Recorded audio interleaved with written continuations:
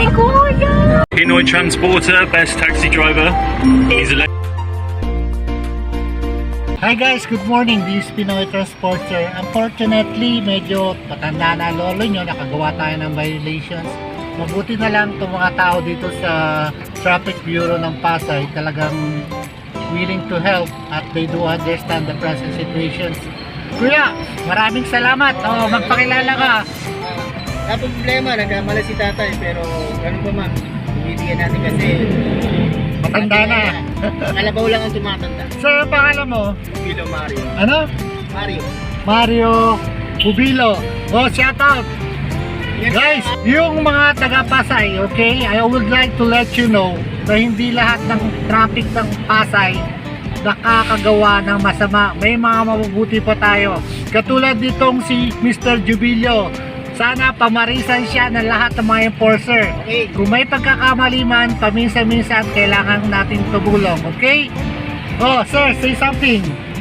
Shoutout mga kasama. Mag-ingat po tayo sa kalsada araw-araw. Hi guys, just want to make some reactions regarding this pagkahuli ko. Actually, I was so amazed and impressed with that traffic enforcer Mario Habilo. Actually, nagkamali talaga ako. So happen na nasa intersection ako ng tramo, biglang may nag-book ng Grab going to Terminal 3. May harang sa kanan. I don't have any recourse. Nasa second lane ako. Kaya dumiretso ako just to augment or to get yung booking ko sa Grab. Well, actually, the reasons kung ba't ako pinagbigyan is dahil nakiusap naman ako. May mga enforcer pala nakukuha sa usapan. At the same time, they do respect the age of being a senior. O, diba? Hindi lang 20% discount ang na-avail ng senior, kahit yung considerations ng mga tao sa kalsada. And that's my point, you know. Hindi naman lahat ng traffic violators intended to violate traffic. Actually, 10 years ang lisensya ko. Ibig sabihin, I'm not a traffic violator. Just want to thanks the traffic enforcer. Shoutout sa iyo, Mario. Sana lahat ng enforcer from time to time, pag hindi naman talagang intended to violate, bigyan na natin. Especially yung mga senior citizen. Iisip paminsan-minsan, intention kasi namin kumita kagad or kumita. Yun naman sa hirap ng pasada ngayon, every penny counts. Kaya yun, accepted, mali yung nagawa, pero maraming salamat at merong isang Mario Hanilo ng Pasay traffic enforcer na nakaintindi at umunawa sa lolo niya. Na lahat ng mga enforcer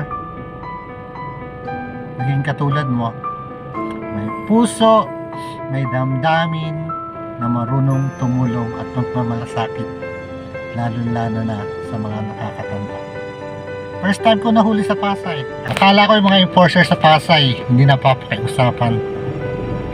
Hindi pala. Mali pala ako doon.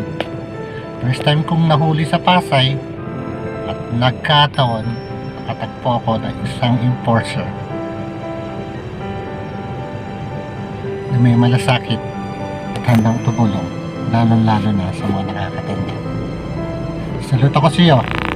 What's up? Maraming salamat. And that's the reasons why I made this vlog. Actually, hindi niya alam na vlogger ako. Nalaman lang yung vlogger ako. Request ko siyang i-vlog siya after bigyan niya ako ng chance at kinonsider yung violation ko. Tawad niya ako, pinagbigyan niya ako dahil sa aking pagiging senior. At the same time, ang ganda naman yung aking pakiusap. So that's the essence of a good communication. Tao naman, kapag maganda ang usapan, maganda ang pakiusap mo, for sure, pakikinggan ka.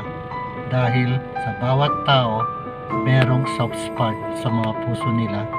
Kahit papano, pag naramdam niya lang sincero ka naman sinasabi mo, yung soft spot na yan ay lalambot at magbibigay at tutulong para sa'yo.